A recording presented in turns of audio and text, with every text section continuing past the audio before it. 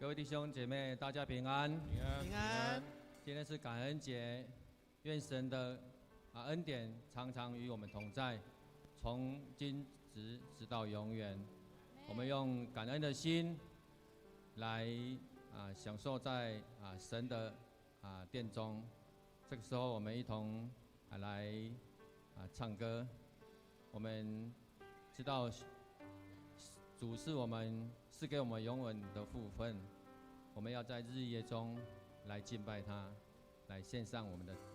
敬拜。属于你，你是我永远的福分，只想你也在你殿中献上敬拜，平静在你的荣美，世上一切的平淡，除你以外，我还能有谁？我属于你，你是我永远的福分，只想你也在你殿中献上敬拜，平静在你的荣美，世上一切变黯淡，除你以外，我还能有谁？能不能就让我留在你的同在里？能不能使我的眼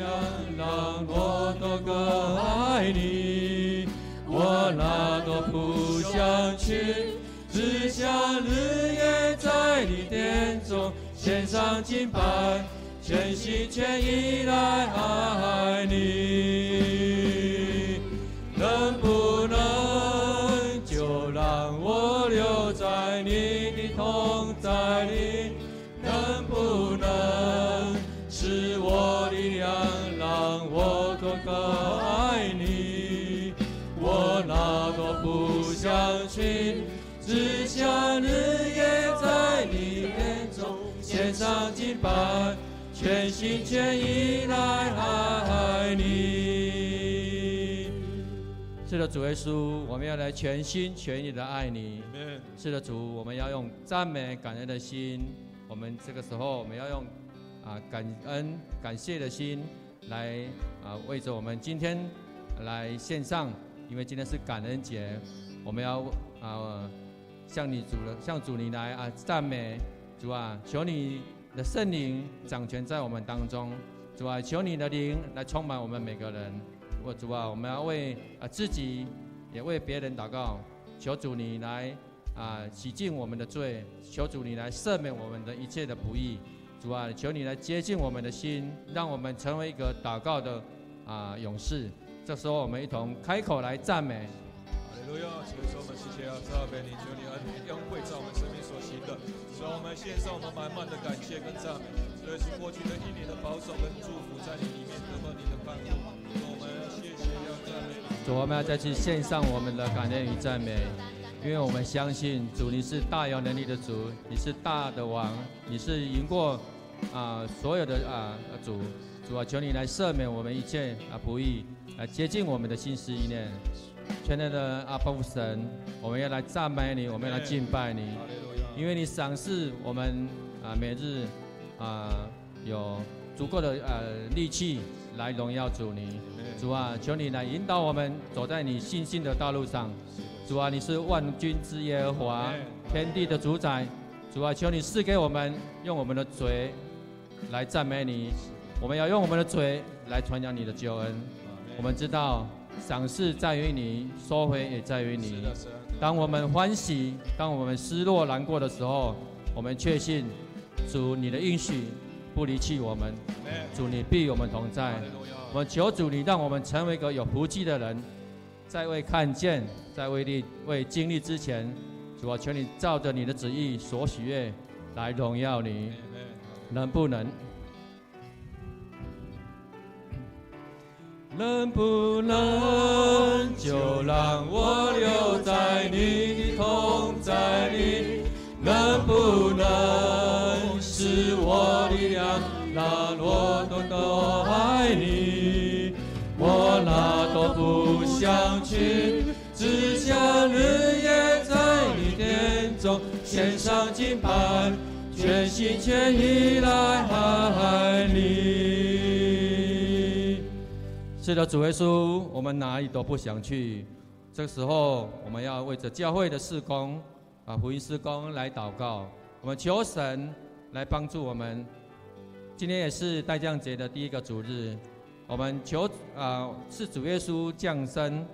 借着我们庆祝耶稣的诞生，我们要将这个福音来传扬给更多的人。我们也为我们的教会兄姐有一个渴慕的神的灵在他们身上。我们也为着我们教会所有的事工摆上，我们所有参与的事工，我们也为着我们所参与的事工来开口来祷告。我们也为着我们明年教会的目标意向来祷告，也为着我们下午长职同工所要开的年度事工研讨会一同来开口祷告，一起而已。主说，我们谢谢赞美你，主求你来祝福我们所做一切的工，和在这个圣诞节、在感恩节的期间，我们所做的这些的福音事工，主啊，求你带领更多人来认识你，就让我们的教会充满你渴慕的灵在你当中，求你赏赐渴慕灵照。是的，主，我们知道你是教会的头，教会耶稣，你是教会耶稣基督的身体。主啊，求你赐给我们一个强壮的身心灵。主啊，我们要将我们的福音传出去，我们要将这个福音来祝福别人，为着我们教会来献上祷告。主啊，求你赐下合一的灵，复兴的火在我们的教会当中。主啊，我们愿意委身来传福音的使命。我们要因着福音，我们的生命得到释放；我们因着福音，我们的生命得到永生；我们因着福音，与主有更亲密的关系。主啊，我们要更多的渴慕你的话语。主啊，求你帮助我们热心参与各样的服事事工，参与小组这样的团体生活，这样的福分。主啊，我们的生命就要丰盛有余。主啊，我们要为着下午我们所举行的年度事工，我们求主恩膏降下在我们这个研讨会的当中。无论我们的牧师、长职、牧区，所有的团体同工所参加的人员，都有属天的恩赐，也要合一的灵。我们有足够的智慧来领受从主你那来的启示。主啊，我们要呼求你的名，大大的显明大意向、大使命。主啊，我们愿意与你同行天路。这个时候，我们为着我们个人的家庭关系来祷告。我们求主帮助我们，无论我们在夫妻以及亲子关系，都是一个有主爱的关系在里面。我们为着教会的弟兄姐妹的经济来源来祷告。我们因为世界疫情的关系以及大环境的变迁，让我们的来源、经济来源以及我们的财务，主啊，我们求你来突破。我们也为着我们教会的软弱的弟兄姐妹，我们为着他们守望来祷告。我们为着你所知道的人，他身上的病痛，我们一同提名来代求，我们一同开口来祷告。主耶稣，我们将我们的教会的家庭仰望在手中，主在每个夫妻的关系当中，每个亲子、每个兄弟姐妹当中，主啊，我们的家庭得你的祝福，主啊，你要充满你的喜乐跟恩典跟平安在我们的家庭里面。主，我们求你祝福在我们每个弟兄姐妹。哈利路亚！主啊，我们求你赏赐爱在我们每个人家庭当中。主啊，我们要经历你的同在，经历你的喜乐，经历你的平安。主啊，我们会特别为着我们家里面还未信主的家人来线上祷告。主啊，我们求你帮助我们在日常生活中都能活出基督的款式。主啊，我们求你来吸引他们来认识你，因为主你的爱让我们彼此连结。主啊，让我们在夫妻亲子之间有更好的爱的关系以及和睦的关系。主啊，我们要有好的见证。耶和华以勒是丰富供应的神，在我们的工作上我们能够胜任，在我们的财务上我们要突破，在经济上要稳定，我们要做主意爱的好管家。主啊，我们要为我的软弱的弟兄姐妹来祷告，求主你降下那医治的大能，病痛要得到医治，心灵捆绑的要得到解脱。主啊，保守我们除去一切的搅扰，领受上帝你而来的医治与安慰。主啊，我们要感谢赞美你，赞美你。能不能？能不能就让我留在你的同在里？能不能是我力量，让我多更爱你？我哪都不想去，只想日夜在你殿中献上敬拜，全心全意来爱你。是的，我们要为着今天的聚会再次来开口祷告。我们求主充满在我们今天的聚会当中。主啊，我们也为着我们今天牧师所要传讲的信息分享来祷告，也要为着我们今天所有的服事同工一起开口来祷告，也要为着我们今日所有的会友可有一个谦卑的心来领受牧师的教导。我们一同为着我们今天的服事以及我们的今天的聚会来开口祷告。所以说，我们将今天的聚会仰望在手中，你圣灵就要充满在我们当中。主耶稣，你恩膏牧师，让他透过今天的分享，让我们知道如何来享受一个感恩的人生。所以说，我们将所有弟兄姐妹仰望在你手中，主你让我们带着谦卑领受的心，来到领受你的恩典，领受你的祝福，领受你的话语在我们。阿爸天父，求你圣灵的引导高抹在我们今天的聚会当中。主啊，求你来高抹我们牧师，让我们牧师今天所昨天的信息是充满能力与祝福。主啊，我们恳求你来带领，让今天所有的服事同工无论我们的诗会招待、敬拜、献诗，以及我们的影音同工，都有很好的一个服事。也求主你来帮助我们，在整个程序的过程都非常的有主的同在。主啊，我们要同心合一的服事。主啊，我们求你圣灵再次打开我们的心。主啊，求你除去我们所一切的搅扰，我们要来专心的仰望，来敬拜上帝。主啊，我们要谦卑领受主你那来的声音。主啊，我们要透过兄弟姐妹能够透过牧师的分享，让我们的生命得到得到力量。主啊，我们要从你的话语当中得到盼望与喜乐。是的，主啊，我们要献上感恩与赞美的祭。主啊，你已经设立宝座在我们当中。主啊，求你降下，求你来医治。是的，主啊，我们要有一个喜乐的灵，生命要充满活水，恩该要充满在我们每一位弟兄姐妹身上。是的，主啊，求你释放我们捆绑的心灵。主啊，我们愿意把我们所献上的祷告，恳求主你来悦纳我们。感恩祷告都是奉靠主耶稣的名，阿门。能不能？我们一同起立来唱。能不能就让我留在你的同在里？能不能使我力量，让我多更爱你？我哪都不想去，只想日夜在你殿中献上敬拜，全心全意来爱你。能不能就让我留在你的同在里？能不能使我力量，让我更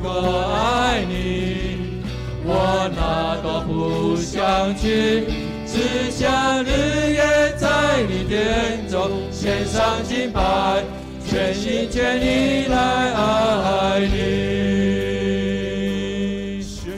敬拜，全心全意来爱你。是的，主耶稣，今天是感恩节，我们要献上我们所有的感恩与赞美。我们要用诗歌大大的来赞美我们的神，哈利路亚。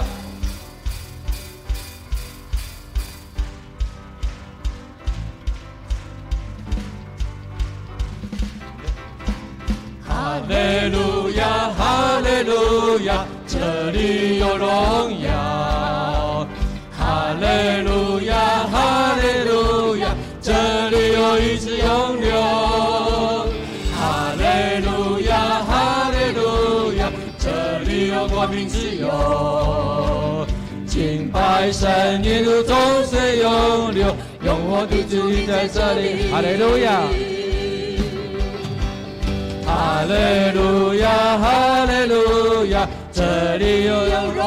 耀。哈利路亚，哈利路亚，这里有医治永留。哈利路亚，哈利路亚，这里有光明自由。敬拜神有众水永流，永活的主你在这里。你是起初的末后的，现在今在永在的主，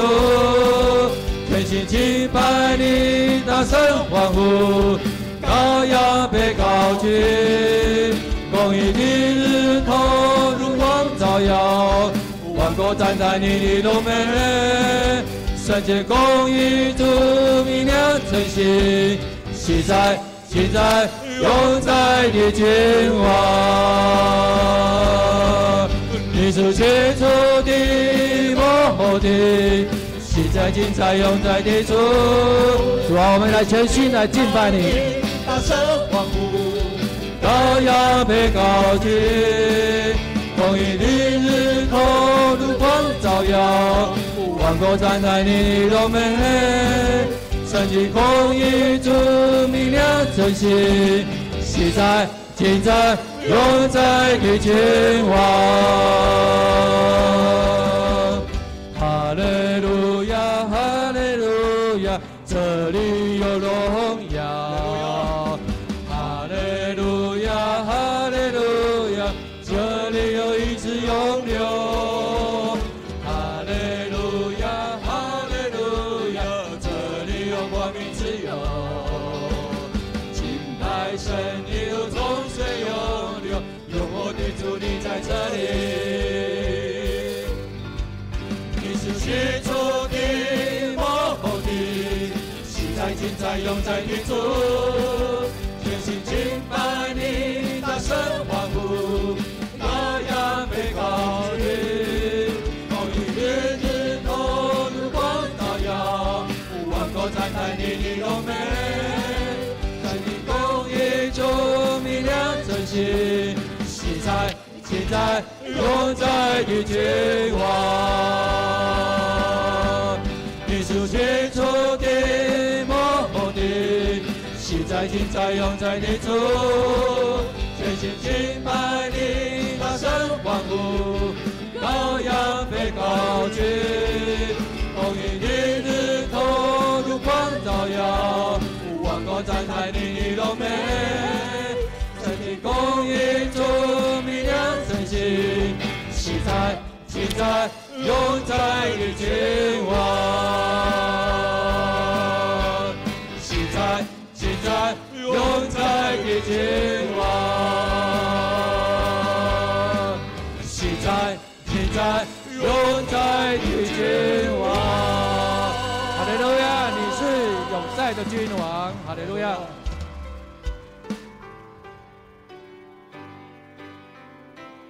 以真诚的心降服在你面前，开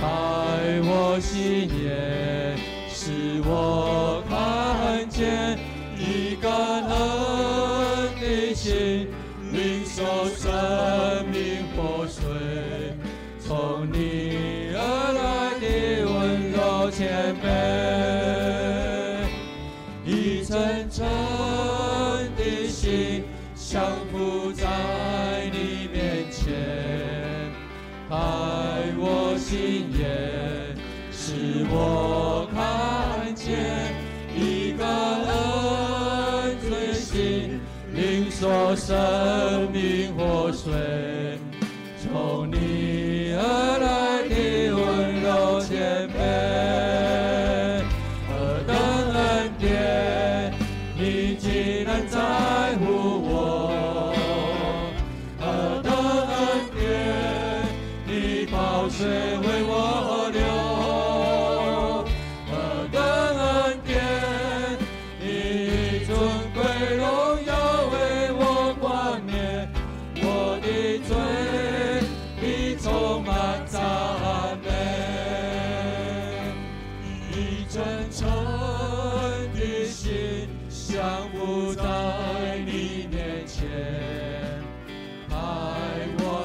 年，使我看见一个恩的心，领受生命活水，从你而来的温柔谦卑，何等恩典，你竟然在乎我。主啊，你的何等恩典，你宝血为我流，何等恩典，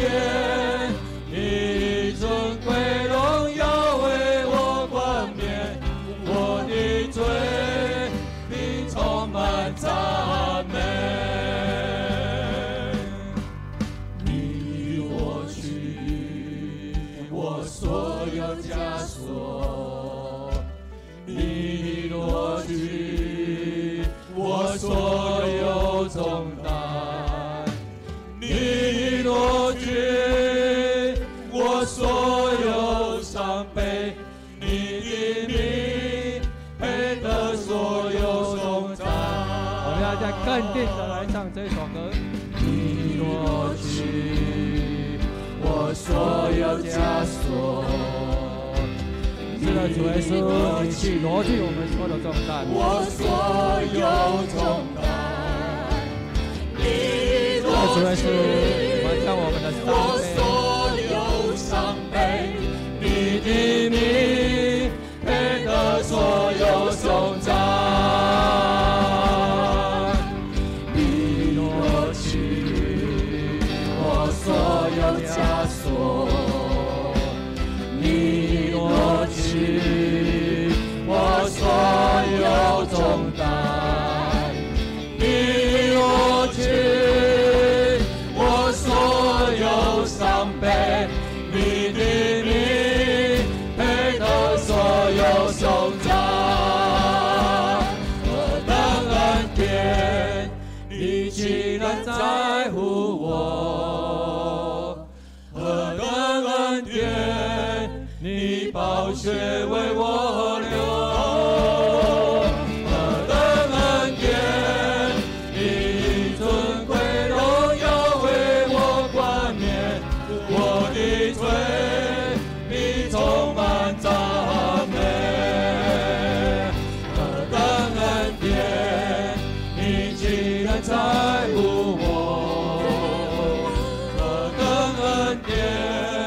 你宝血为我流，何等恩典，你尊贵荣耀为我冠冕，我的罪必充满赞美。何等恩典，你的尊贵荣耀为我冠冕，我的罪必充满赞美。哈利路亚！感谢天上的上帝天父，你的恩典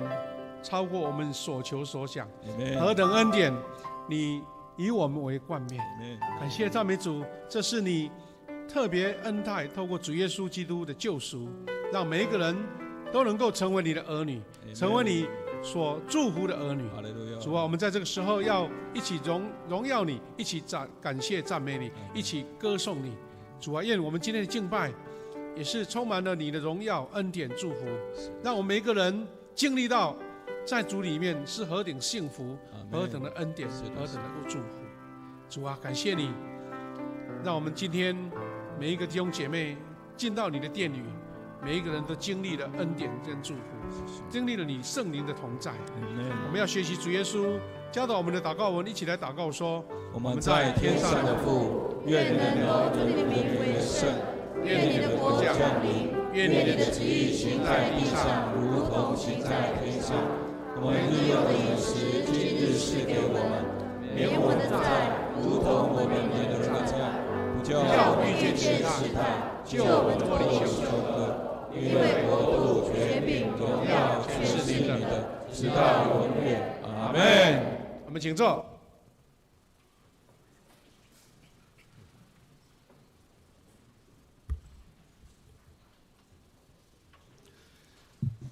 恭受上帝的话。今天的圣经节记载在2处地方，第一处地方在申命记第16章15到17节。此时邀请会众，我们一起来攻读。你们要在上主你们的上帝所选定的敬拜场所守住棚节7天，表示尊敬。大家要欢乐，因为上主使你们丰收，使你们所做的一切都顺利。全国所有的男人要1年3次，就是逾越节、七七收获节、住棚节，到上主所选定的场所敬拜他。每一个人要照上主你们的上帝所赐的福分，尽自己的能力带礼物奉献给他。第2处圣经节记载在箴言第3章9到10节，我们一起来攻读。你要用田地的最好产品献给上主，表示对他的尊崇。你这样做，你的仓库就会充满谷物，新酒盈溢，储藏不下。献诗，我们请西道小组来献诗。今天献诗的曲目是《恩典已降临》。献诗完，我们请牧师来讲道。今天牧师所要传讲的信息是：恩典使生命丰盛。恩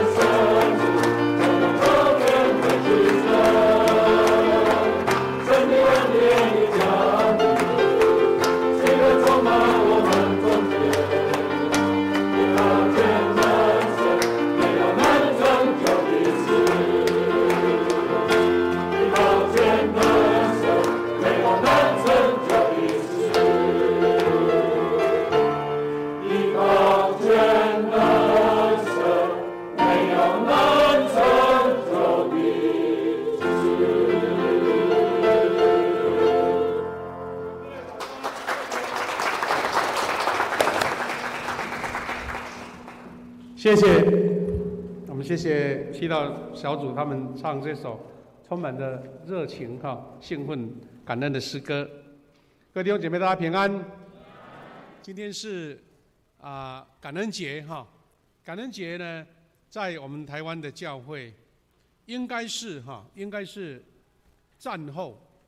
战后，就是我们2次大战战后呢，美国的教会美国教会跟我们的台湾的关系就非常的密切。我们都知道150多年前是由英国传福音来台湾加拿大但是在2次大战之后呢，美国成为整个世界的一个强权那他们的教会也因为国共内战那中国那边呢就没办法继续有传福音的机会，那整个各教派各地的教派，还包括美国的很多宣教师都来到台湾来，所以从那个时候呢，慢慢，台湾呢就会跟随这些宣教师来举行这个感恩节，因为这个感恩节原先就是由美国他们所发起的因为原先英国你们都知道，英国当时这些五月花号的那个前辈，他们的祖先呢，是因为要逃离英国那边当时的一个宗教压迫嘛，所以其实是感恩节是由美国这边来发动的，但是在这几十年来，已经成我们台湾也同样过了这个节日。但其实我们这个节日今天也算是圣诞节前夕的，我们叫代降节代降节这个代降节就是我们要迎接主耶稣的降生。前面4个礼拜我们的这个桌子上面已经点燃第一根蜡烛感谢主，我们借由今天这个感恩节，我们一起要思考这个主题，叫做感恩使生命更丰盛。刚刚我们无论是祈祷小组唱的诗歌还有刚刚我们在敬拜赞美最后一首诗歌何等恩典，都是在描述神的恩典在我们当中。等一下我们在做回应诗的时候，也要再唱这一首何等恩典。那刚刚我们这个敬拜团这个团队带领让我们非常的热情不过等一下也请回应诗的时候，也请这个留在这边的敬拜同工也能够拿麦克风，带我们一起再经历一次这个何等恩典。那在分享主的话语之前，我们先来做一个祷告，预备心。现在父神，我们感谢你，在感恩节的节期，我们一起聚集在你面前，为的是要纪念你的恩典，纪念你1年来对我们每一个百姓、你的子民的祝福。主也愿我们今天从圣经的信息当中找到每一个人感恩的理由、感恩的确据、感恩的内容。愿主的话成为我们的帮助，在每一个时期、每一个过程当中都经历到神的恩典。我们这样祷告，奉耶稣的名祈求，阿们。弟兄姐妹，我们今天所读的2段经文，大家印象应该耳熟能详了那牧师等一下会做一点复习。那我们是要从犹太人的感恩节。刚刚我提起说，11月的第3个主日之后的礼拜4，就是美国传统的感恩节但是最原始的感恩节应该从犹太人的感恩节开始，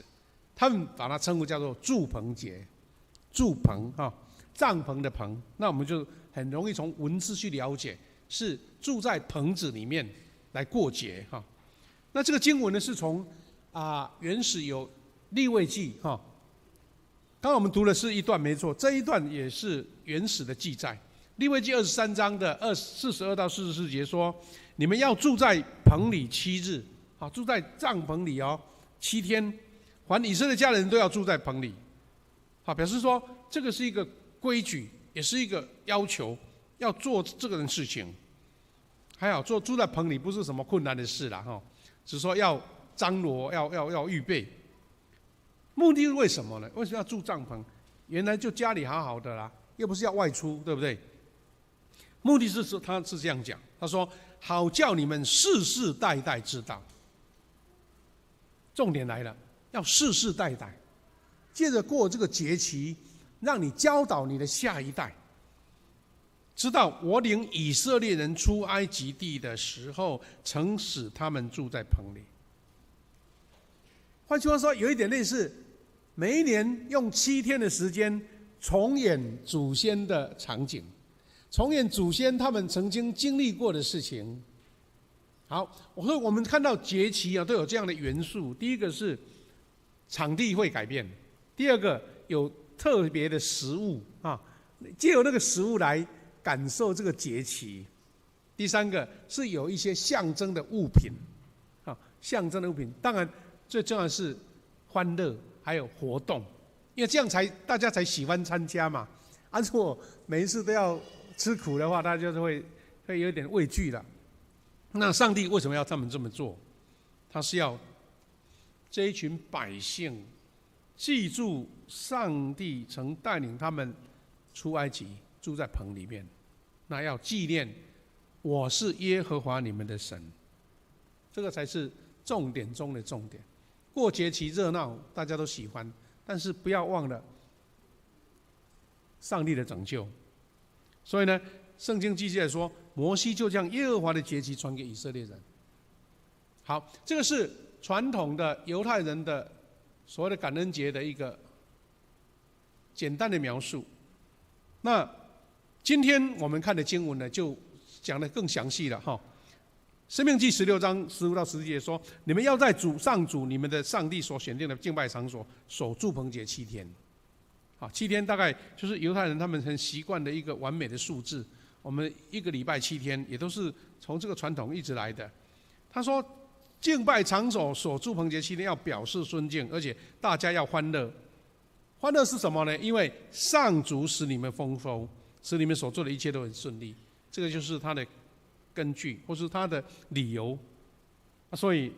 16到17节就讲得更完整。他说，全国所有的男人要1年3次，就是在逾越节、七七收获节、住棚节，到上主所选定的场所来敬拜他。而且每一个人要按照上主给你们上主你们的上帝所赐的福分，尽自己的能力带礼物来奉献给他。好，那这个是我们从申命记里面讲到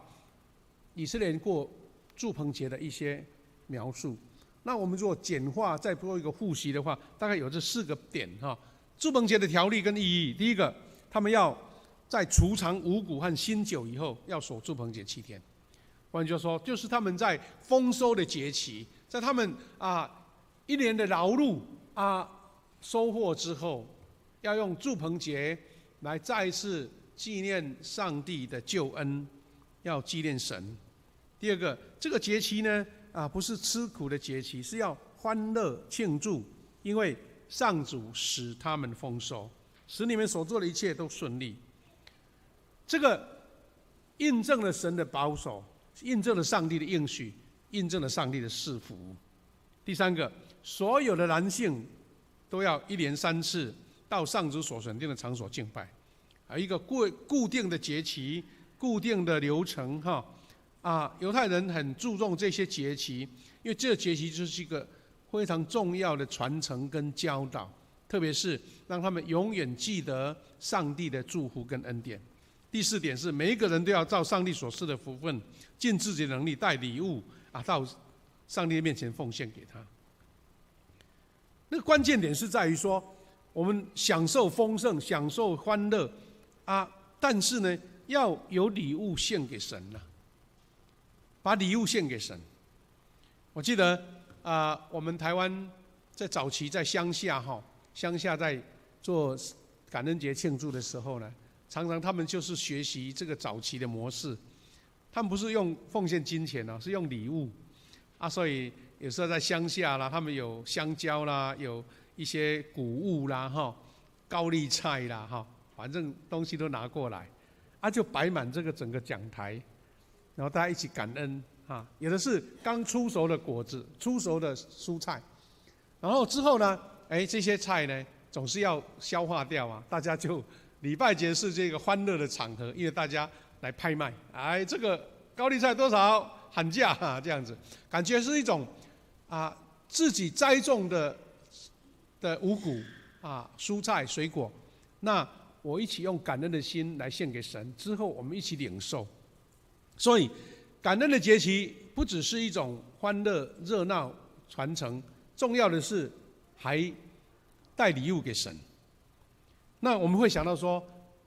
这个节期已经是好几千年的传统了，到今天现代化的社会，犹太人还这样过吗？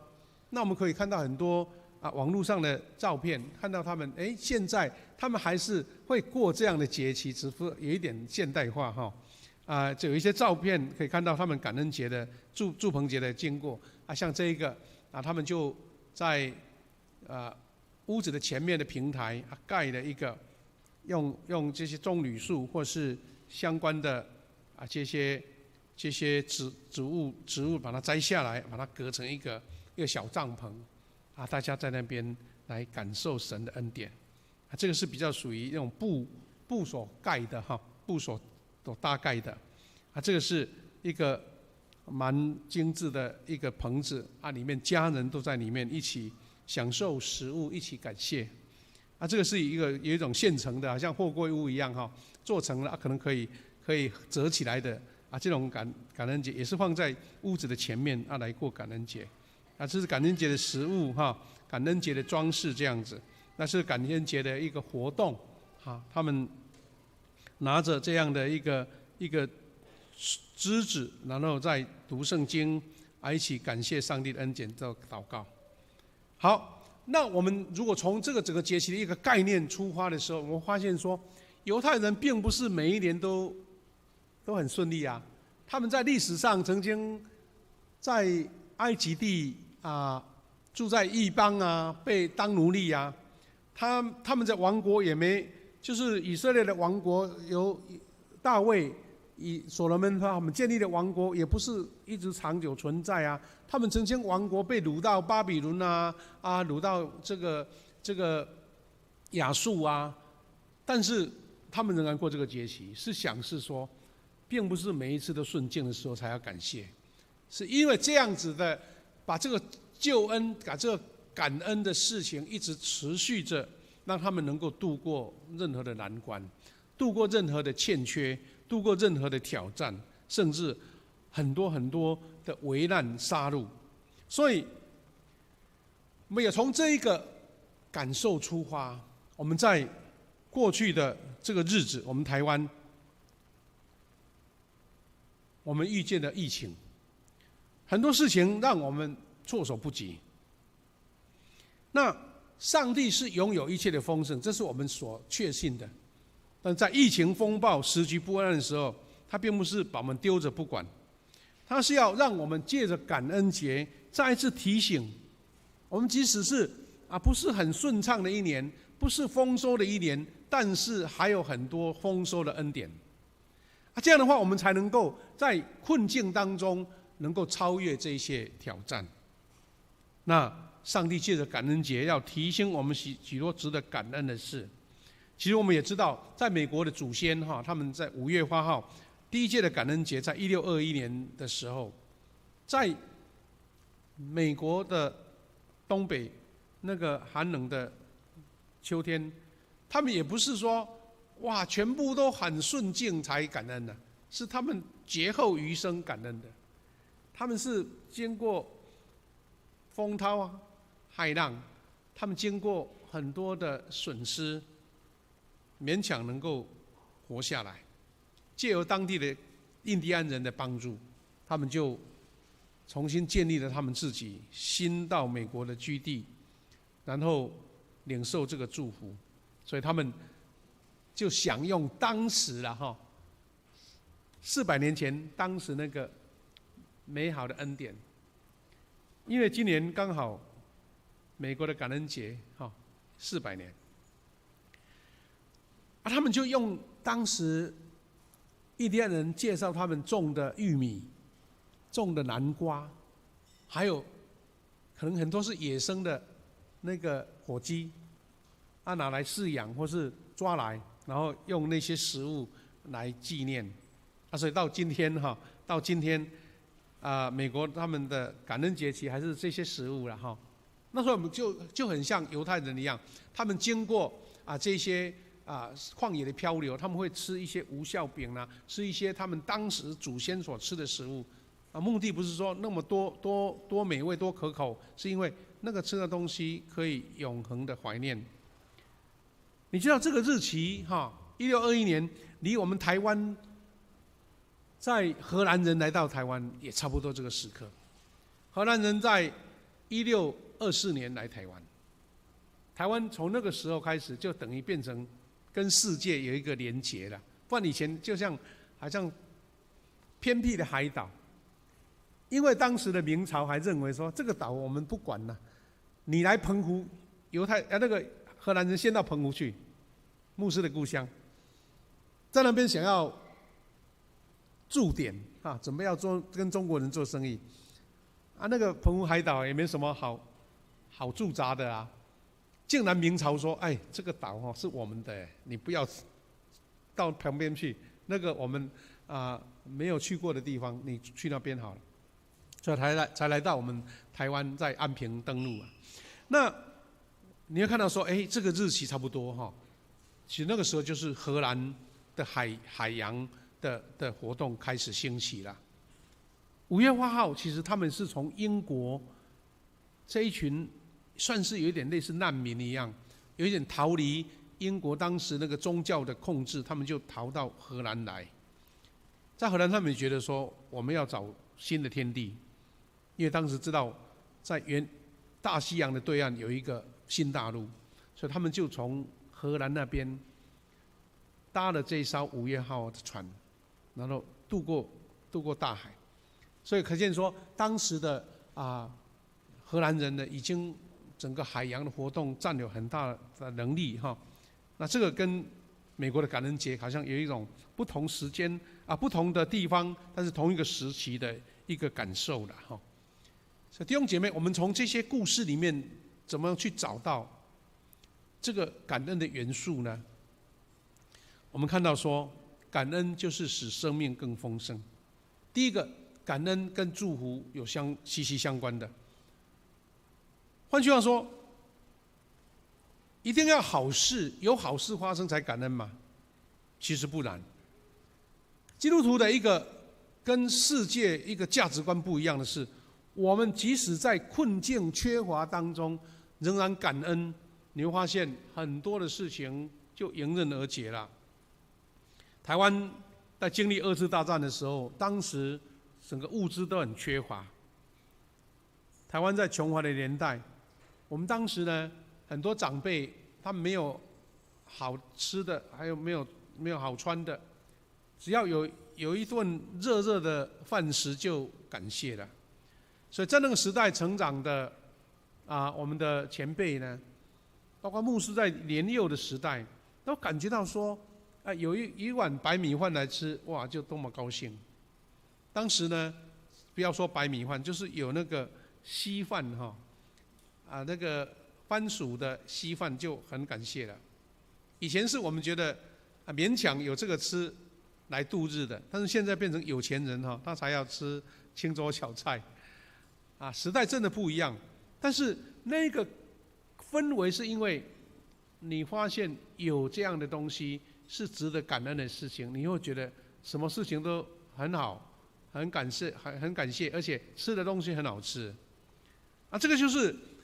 腓立比书给我们的一个非常重要的信念。他说：你们应该一无挂虑，要在祷告中把你们所需要的告诉上帝，用感谢的心祈求。先一无挂虑，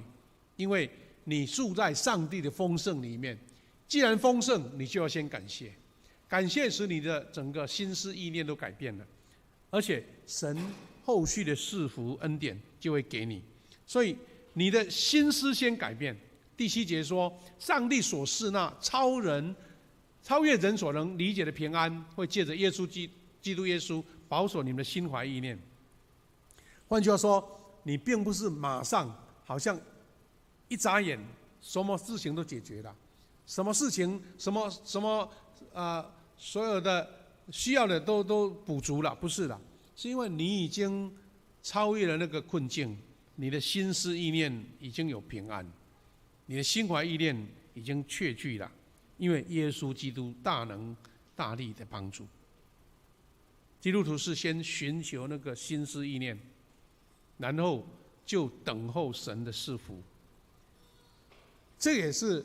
我们所说的，先要有感恩才有祝福。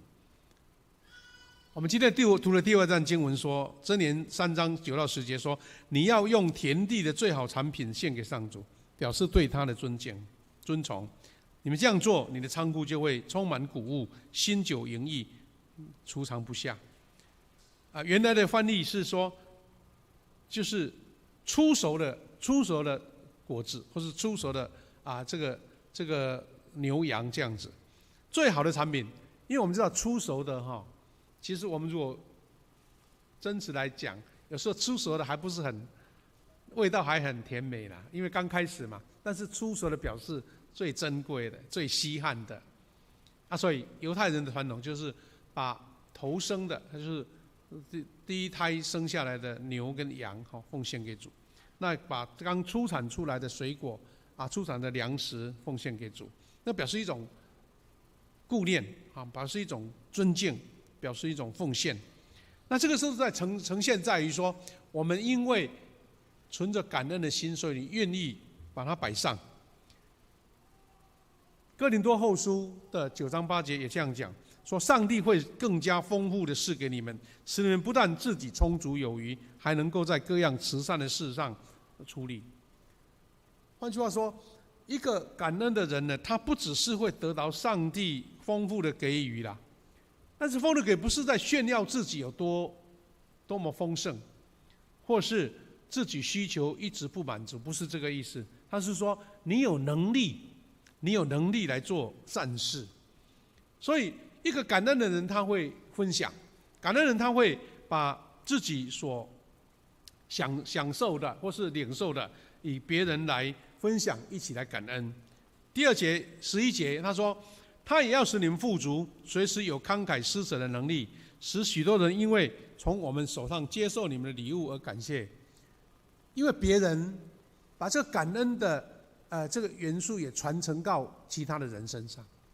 你知道，你本身如果你觉得一直不足你就不会分享了嘛。你自己会觉得说，我还在争取，我还在掠夺。但是你分享给别人的时候，不只是你感恩而且那个领受人更加感恩。那如果从我们的信仰来了解上帝会借由这个人的感恩，把赐福也同样加在你身上。这个就是一个圣经感恩的逻辑第2个，刚刚我们腓立比书里面讲到说，万事要借着祷告、祈求及感谢。换句话说，已经还没有实现的时候，我们已经在感谢了。还未达到的事情，我已经在感谢了。所以上帝要以色列人他们守住棚节，原因在这里，是因为上帝在以色列人旷野漂流的时候没有缺乏，每天经历的神迹。在以色列人在埃及的时候，因为没有地方可以种植食物所以他们就领受了玛纳、鹌鹑、磐石流出来的水，他们衣鞋未曾穿破，白天有云柱，夜间有火柱来引领他们。这是神完全无偿的带领，对不对？是上帝完全的一个祝福。所以上帝才要以色列百姓他们纪念那个旷野艰难的日子有神的同在。所以上帝赐下这个祝棚节、感恩节，是要让以色列百姓，也让我们学习脱离那个埋怨的罪不要再有埋怨的心，老是觉得什么这个不足。人的心一旦这种转念改变的时候，你会发现说，你不足的时候永远不足，再多我们的银行的存款再加一个0也都没用，因为你永远缺乏。人就在永远追求跟缺乏当中，那就会越来越多的怨念，越来越多的埋怨，越来越多的比较。那教会当中的基督徒也这样子，有2种类型的人，一种是他来到教会只是想要做消费者，谁给他服务好，谁提供更多，他才觉得应该的才有点满意，但是常常会批评这个批评那个，很多事情觉得好像不合他的意思。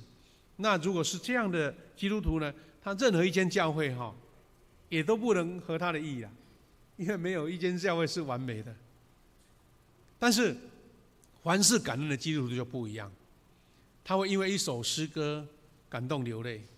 他会因为弟兄姐妹一个关心的话，他会觉得神为什么恩待我，他会因为小组的同工为他祷告，让他渡过难关，他会觉得这个神特别的恩典跟祝福。所以期待我们每一个在教会的弟兄姐妹，他不是一种好像到百货公司消费的时候，你到底对我服务好不好？到餐厅消费的时候，哇，这个服务员到底他所做的我满不满我的意？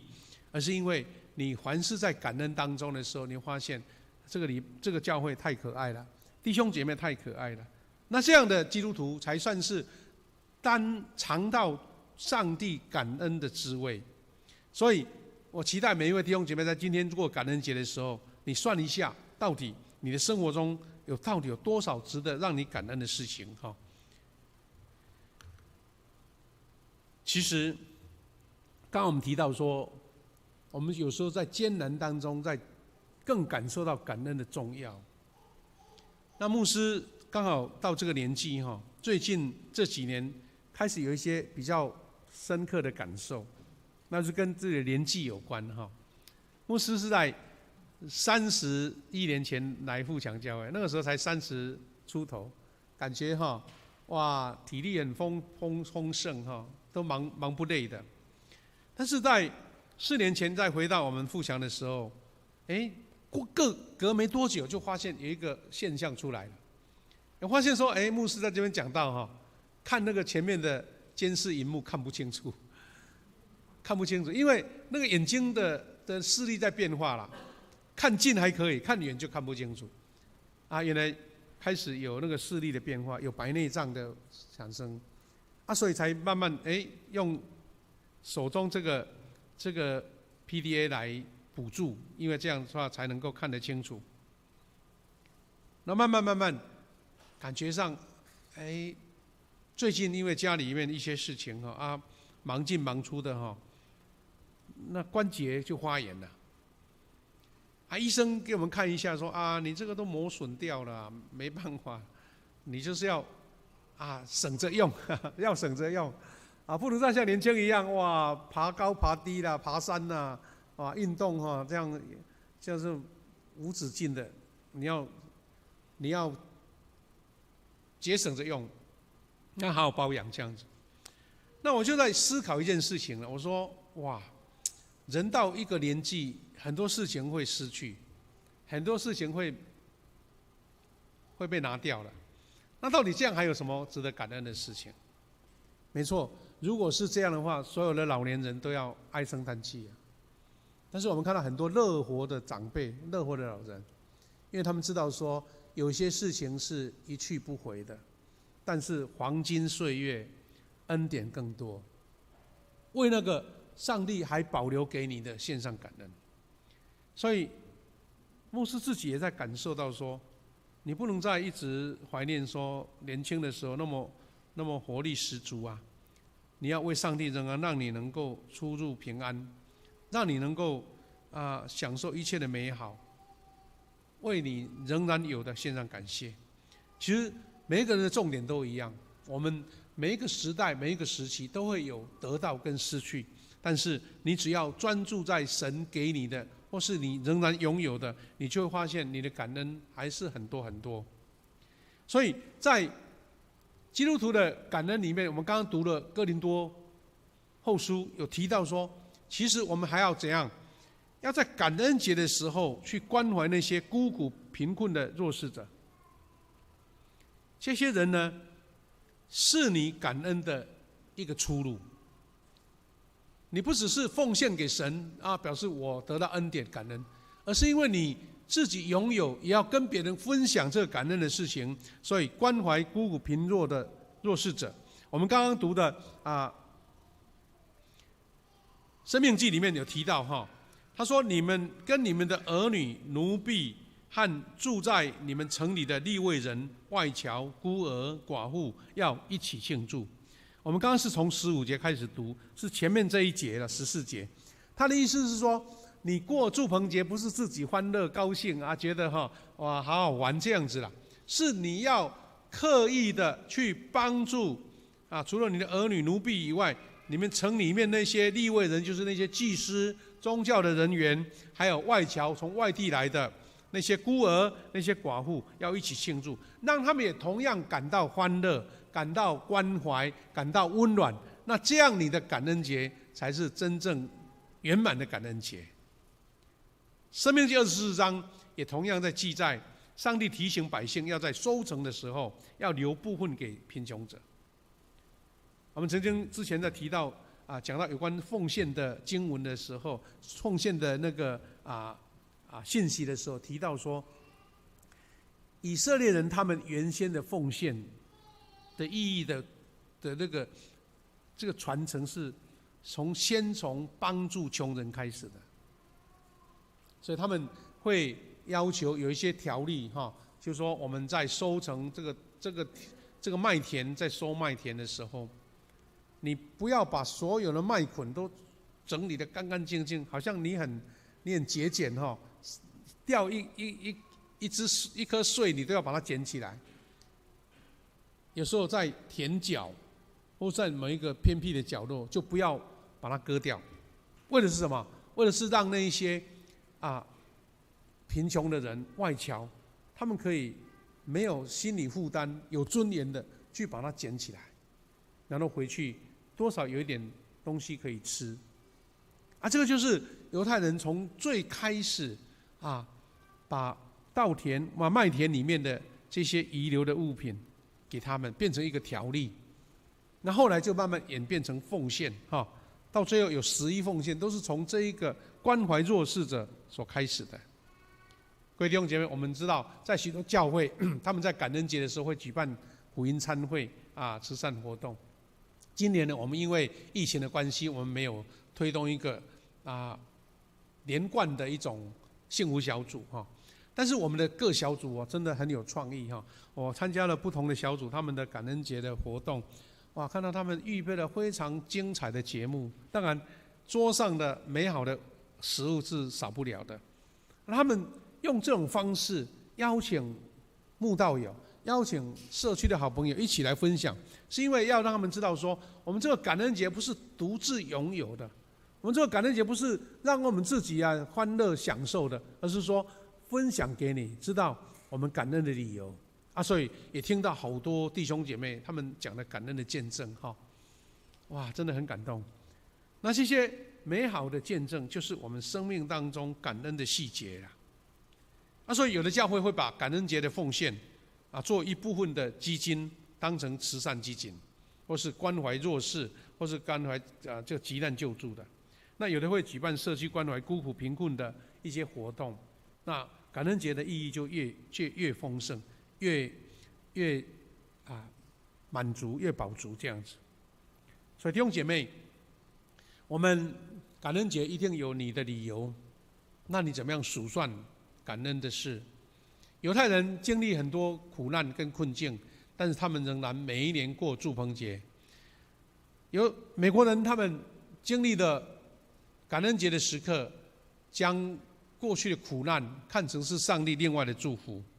那我们基督徒在经历了这2年来疫情的影响，其实我知道也许你在上班的上班族除了工作会不会因为这样子减少工作以外，大概上班族领薪水还勉强可以度过了但是如果有的是什么让你多休几天或是那个无薪假，那也是很大的困境。特别是做生意的弟兄姐妹，客人没有来了，我的店租我的所有的成本都要花出去，一定会感觉很大的拮据跟困难。但是这个时候还有什么感谢的理由吗？表面上是没有，但是你会发现说，神的很多很多的恩典仍然持续着。当你跟国外的一些国家比较，我听到有些牧者他在提起说，美国的教会已经有1年多17个月吧，都没办法做礼拜。美国人他们自主性那么强，他们还是禁止你去做礼拜。那我们教会大概才4个多月第二个是，我们会发现到台湾在这次疫情当中那个好消息跟坏消息交集的时候，你到底是选择坏消息还是选择好消息？我们台湾这2年的那个经济指数是正面的，而且是加分的，很奇怪感觉好像生意很难做。为什么台湾的经济竟然是成长的？我们台湾这个晶片的生意竟然夯到全世界都在等待。我们也看见说，我们藉由这个口罩的外交，很多人感恩很多人愿意帮助我们。我们也发现说，这2年来，应该全世界大家都焦头烂额在面对疫情但竟然台湾的见光度，台湾被很多国家所看重，而且还特别帮助我们，特别为我们说话。你就会知道说，真的是祸福相依当我们有感恩的心的时候，我们发现很多事情会看见美好的未来。所以感恩越多，你就会将困难化为喜乐。所以期待我们这个感恩节不只是一个纪念，或是拿我的奉献来奉献给主，而是说我们要建立那种感恩的心，将我们种下那个祝福的种子。各位弟兄姐妹，请记得，感恩节是上帝为翻转我们丰富人生而设立的。你是要埋怨、挑剔来过日，还是说每一件事情都有感恩的事？你会发现你充满了人生的盼望跟喜乐，而且愿意将这样的感恩的心跟别人来分享。我们要来唱一首刚刚我们唱的很热情的诗歌何等恩典！我们一起来思考神怎么样将恩典赐给我们何等恩典！我们坐着唱虽然没有敬拜团在这边，不过有同工如果可以拿麦克风一起跟着唱，那就更好一真诚的心降伏在你面前，爱我心念，使我看见你感恩的心，领受生命活水，从你而来的温柔谦卑。我的恩典，你知道。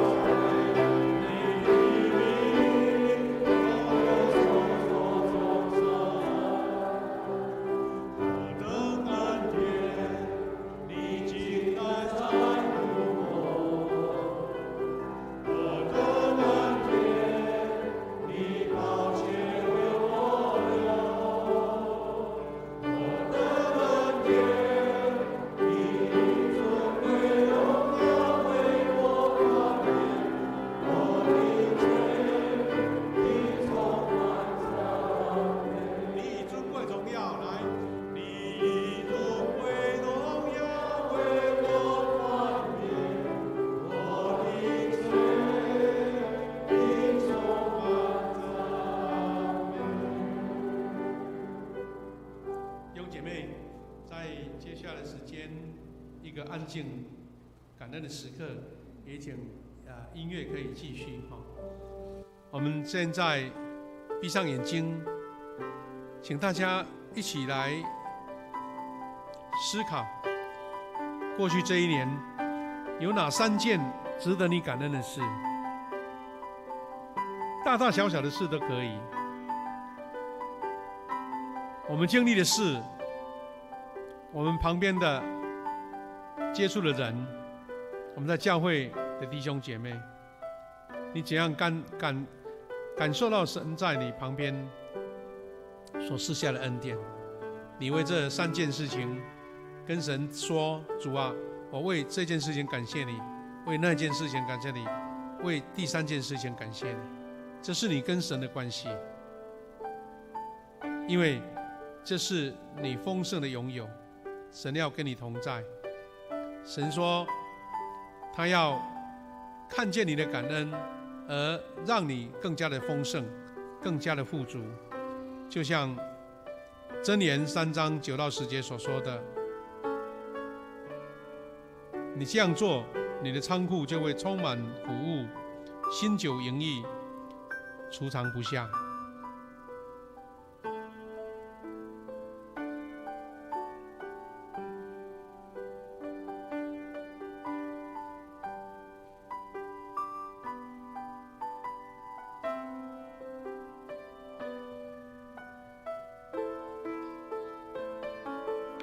弟兄姐妹，腓立比书也这样在提醒我们，我们要一无挂虑，要用感谢的心献上感谢。我们在思考过去，也许有好几件事情是在困境当中，是在艰难当中，好像没有出路，压力很大。你的工作、你的生活、你的财富都遇到了挫折跟挑战，但是神告诉我们要用感恩的心在主面前。是不是我们先为这些困难挑战，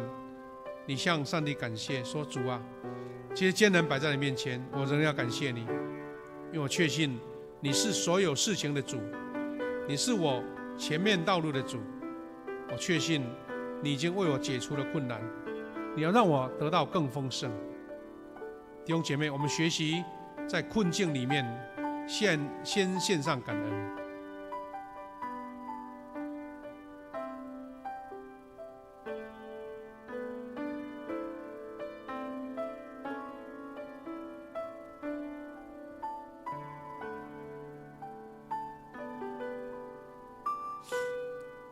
我们为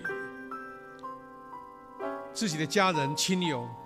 有遇到艰难困境的事情，有失去亲人的，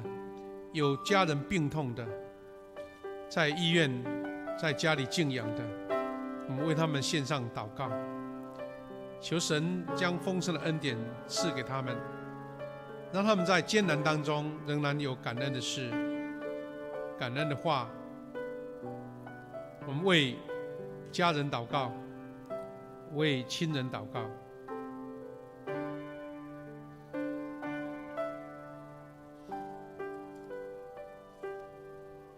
亲爱的天父上帝，在这个感恩的季节，我们不只是要数算神在我们身上的恩典跟祝福，我们更要在主你的面前学习突破困境，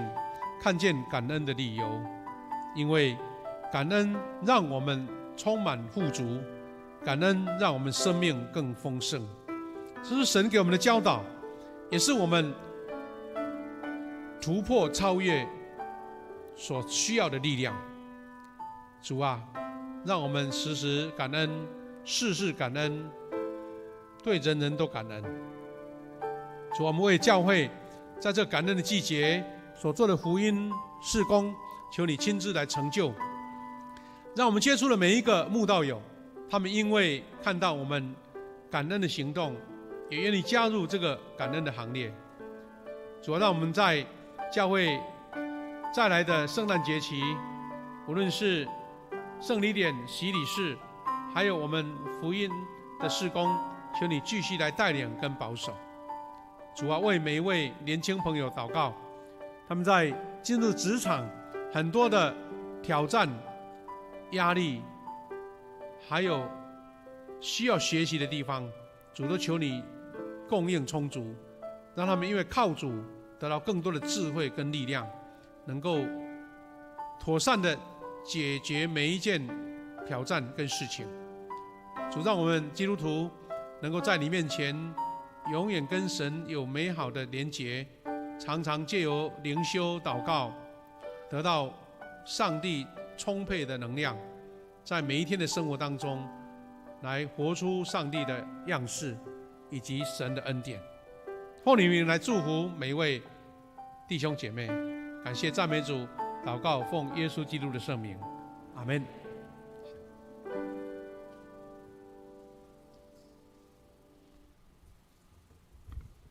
奉献，此时我们用奉献来回应上帝的恩典。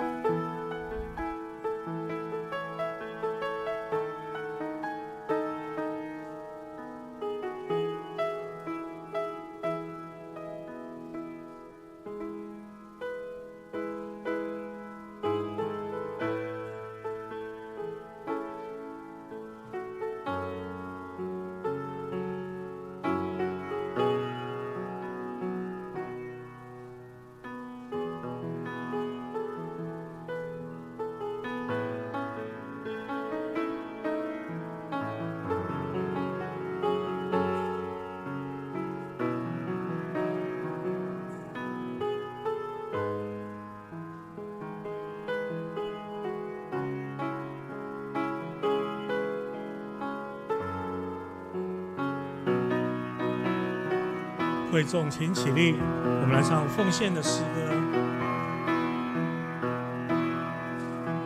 亲爱的宝贝耶稣，你爱何等的甘甜，我的心深深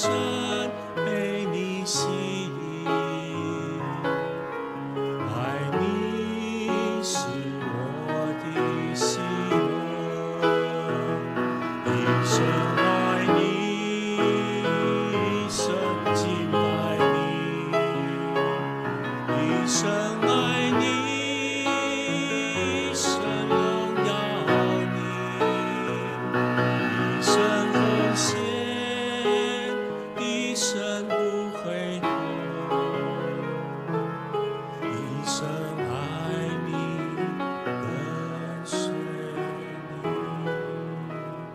会众请坐。在报告之前，我们先来背诵本月的金句。我们一起来攻读：耶和华必在你前面行，他必与你同在，必不撇下你，也不丢弃你。不要惧怕，也不要惊惶。申命记31章第8节。我们翻开周报第2页，下周的服事同工。下周的诗礼是王俊仁执事，其他的侍奉同工我们请自己来关注。第3页，本周上周的各项聚会与聚会讯息，我们请自己来观看。我们翻开第4页，肢体交通，本主日为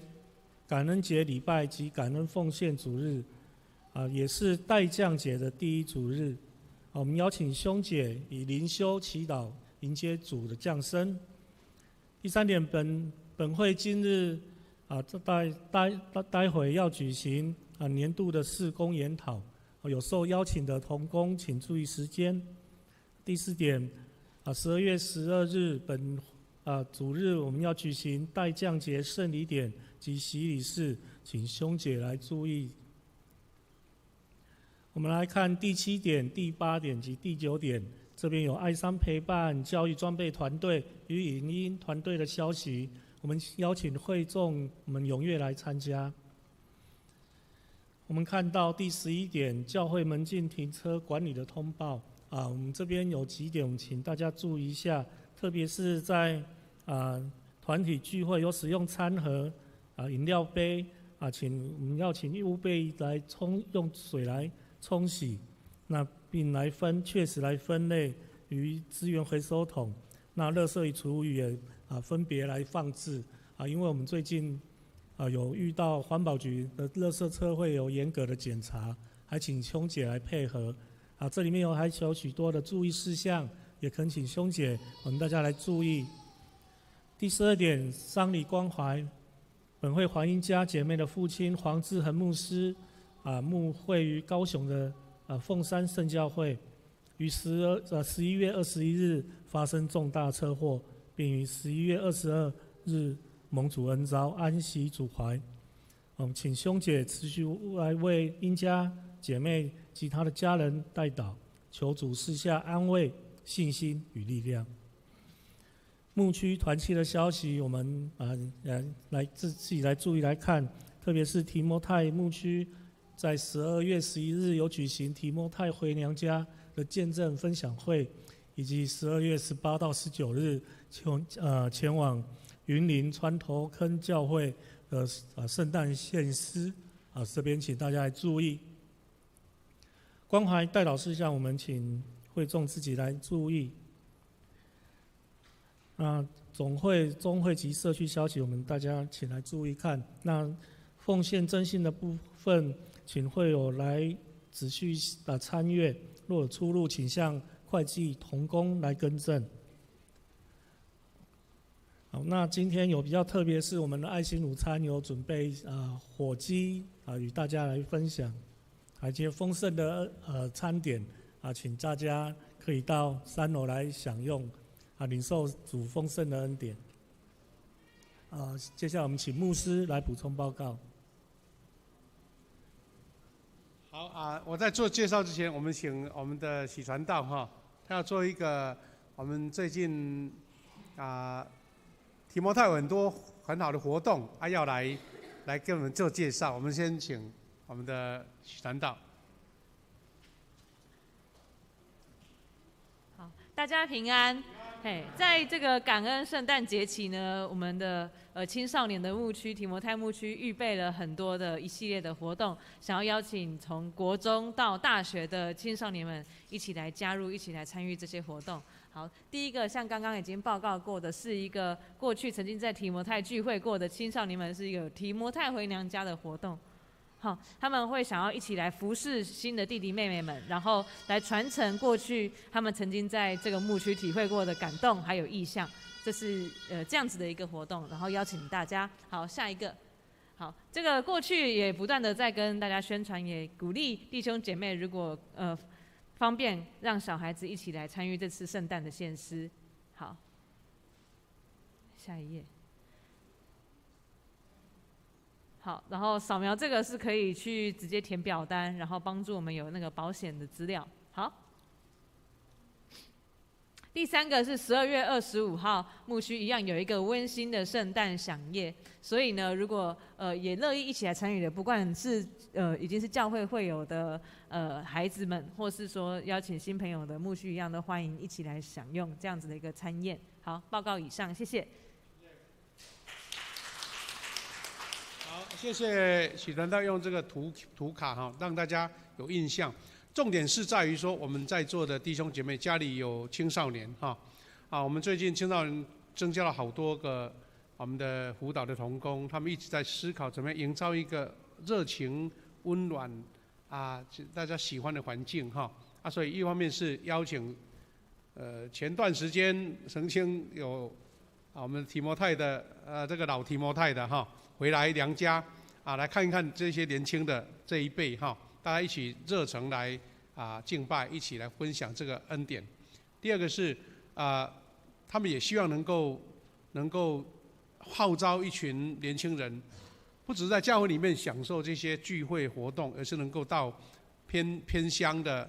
乡下的教会参与他们的礼拜的敬拜献诗，有点类似小型的短宣那年轻人呢，到外地去，你会感受，就跟今天的主题一样，你会觉得哇，多么感恩到乡下去，什么东西都没有，都缺乏，我怎么样不感恩呢？这个其实是叫做环境的体验教育，有时候比在课堂里面讲10课还重要哈啊！所以期待大家鼓励我们的年轻人用 QR code 来报名哈，我们在周报里面都有。那当然圣诞节的活动更不在话下，期待大家踊跃。换句话说，因为我们的长辈、我们的父母亲来鼓励让这个年轻人他们有一个发展的空间我们来支持许传道他们所办的活动哈。好，我们今天呢，感谢主呢，感恩节有好几位新朋友来我们当中呢，我们要来做一个介绍哈那个图卡有呈现这些名单，我们比较容易记住哈。第一个是我们唐立志弟兄、苏英惠姐妹夫妻的样子哈，在我们当中有没有在这里？在楼上来，欢迎你，欢迎你，是我们庄佩英姐的女儿跟女婿，对不对？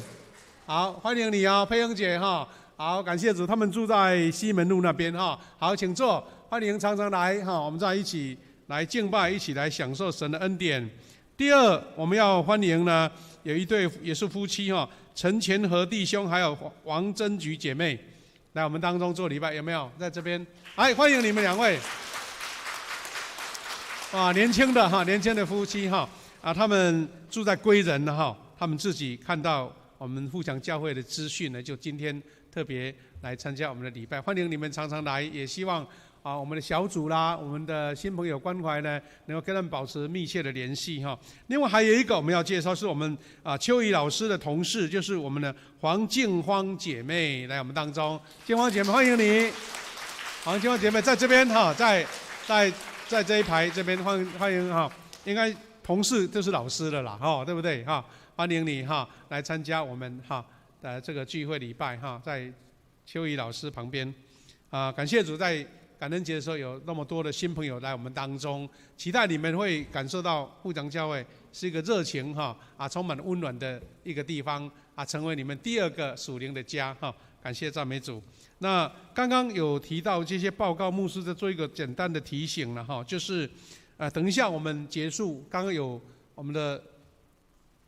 诗会有报告说，我们今天有准备火鸡就是我们的爱餐欢迎今天来参加。但是我们希望这一堂弟兄姐妹，你们在享用的时候，这个不能一直聊天聊太久了不行，因为我们1点半就要举行那个事工研讨会在原来的现场所以我们必须要在1点15分的时候就要清场了，所以等一下剩下1个小时的时间可以用餐如果真的时间赶，也可以用便当来带回去了那第2个就是我们圣诞的灯饰已经点灯了因为白天看不清楚只要晚上，所以你如果刚好住在不远的地方，有空可以邀你好朋友说，我们到教会走一走散步现在天气也不会太冷可以看见我们教会的布置的灯光那也感谢很多弟兄姐妹一直在布置我们的这个圣诞节期的一个装饰一群弟兄姐妹他们很用心用了好几个礼拜时间了。另外我们在12月的12号要举行圣礼典有11个大人2个小孩报名要洗礼我们在陆续联络他们要来参加这个学道班。那在19号那个主日本来是那个圣诞节的节期，但是我们在今年的圣诞节要在26号庆祝，所以在19号我们要再举行第2次的名人开讲，我们的福音主日那我们要邀请我们这个新楼医院的院长刘奇菊院长来见证他的整个家庭的一个恩典海报已经贴出来了，在我们的电梯口那电子海报会再陆续寄给大家，欢迎大家邀请新朋友，邀请好朋友来听我们的刘奇院长他是马来西亚的侨生他们怎么样家族经历神的恩典，真的故事很精彩，大家记得要来好刚刚有提到我们这个殷家老师他的爸爸安息了，大家心中很不舍，我们继续为他来做代祷为他的家族来代祷。另外我们也有月历来了我们明年的月历，我们每一个家庭领一本，签名领一本，有2种版本大家在楼下把它带回去准备做布置另外下个礼拜我们要举行文字事工主日，要邀请陈明禄牧师，就是以前我们在这边曾经当过我们这边的驻堂牧师的陈明路牧师来做报告跟分享信息哈。我们也为这件事情来做代祷。好，我们把时间来交给诗慧。颂龙，会众请起立，我们一起来吟唱颂龙的诗歌《我的神，我的王啊》。我的神，我的王啊，我要尊崇你的名，我要永远称颂你，我要天天称颂你。我们请牧师来为我们祝祷。天父神，在这个感恩节、代降节的时刻，愿每一位弟兄姐妹都经历到神满满的恩典，也让我们数算神在我们当中所失落的祝福跟恩典，天天充满喜乐感恩。愿主耶稣基督的恩典、上帝的慈爱以及圣灵的保守相通扶持，跟每一位弟兄姐妹、我们的年轻朋友同在，从今时直到永远。阿们。阿们，阿们，阿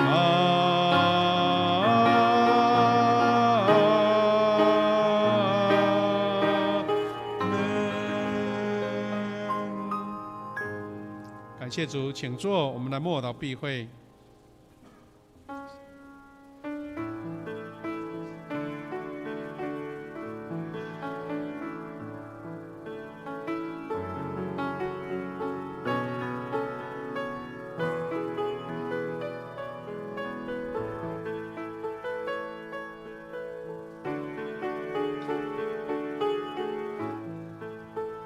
今日的第二堂礼拜到此结束，